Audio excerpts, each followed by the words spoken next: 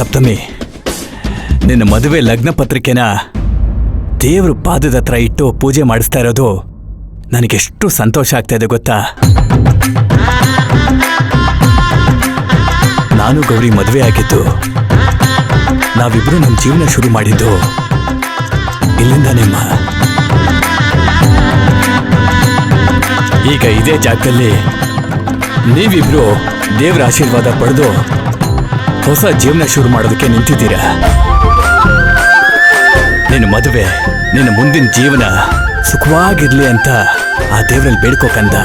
ಖಂಡಿತ ಬೇಡ್ಕೋತೀನಿ ಅಪ್ಪ.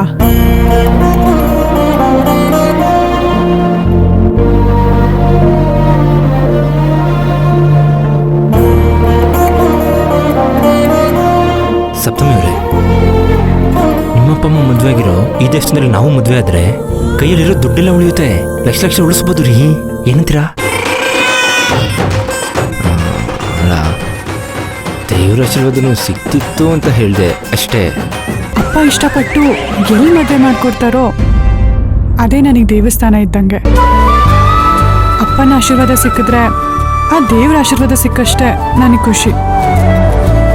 ಈಗ ನೀವು ನನಗೆ ಸುಮ್ಮನೆ ಕೋಪ ಬರೆಸ್ಬೇಡಿ, ಸುಮ್ಮನೆ ದೇವ್ರ ಹತ್ರ ಬೇಡ್ಕೊಳ್ಳಿ.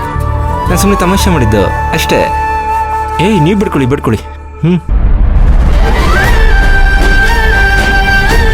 ಅಪ್ಪ ದೇವ್ರೆ, ಶ್ರೀಮಂತು ಸಪ್ತಮಿ ಮದುವೆಗೆ ಯಾವುದೇ ಅಡೆತಡೆ ಇಲ್ದಿರ ಅವ್ರ ಮದುವೆ ನಡೆಯೋ ಥರ ನೀನೇ ಕಾಪಾಡಬೇಕಪ್ಪ. ಸದಾ ನಿನ್ನ ಆಶೀರ್ವಾದ ಅವ್ರ ಮೇಲಿರಲಿ ಅಂತ ಬೇಡ್ಕೊತಾ ಇದ್ದೀನಿ.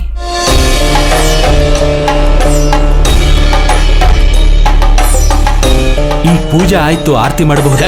ಖಂಡಿತ ಮಾಡ್ಬೋದು, ಮಾಡಿ. ಎದಡಿ.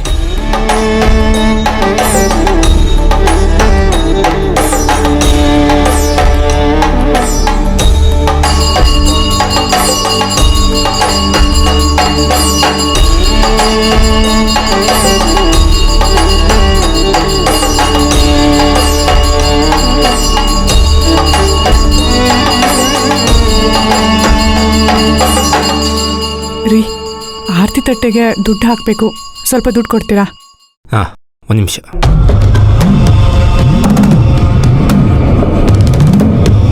ಅಯ್ಯೋ, 20 ರೂಪಾಯಿ. ಆರತಿ ತಟ್ಟೆಗೆ ಯಾರಾದರೂ ಇಷ್ಟೊಂದು ದುಡ್ಡು ಹಾಕ್ತಾರಾ? ಮಂದಾರ, ಅಲ್ಲಿ ನೋಡು ಶ್ರೀಮಂತು ಏನು ಮಾಡ್ತಾ ಇದ್ದಾನೆ ಅಂತ. 20 ರೂಪಾಯಿ ಕೊಡ್ಲೇ ಬೇಡವಾ? ಮೋಸ್ಟ್ಲಿ ಬೇಡ ಅನ್ಸುತ್ತೆ. ಕಾಯಿನ್ ಕೊಡೋದೇ ಬೆಟರ್. ಹಾಂ. ಏನ್ರಿ 20 ರೂಪಾಯಿ ಕೊಡ್ತಿದ್ದೀರಾ? ಜಾಸ್ತಿ ಆಯ್ತಲ್ವಾ? 10 ರೂಪಾಯಿ ಕಾಯಿನ್ ಇತ್ತು, ಅದನ್ನ ಹುಡುಕ್ತಾ ಇದ್ದೀನಿ.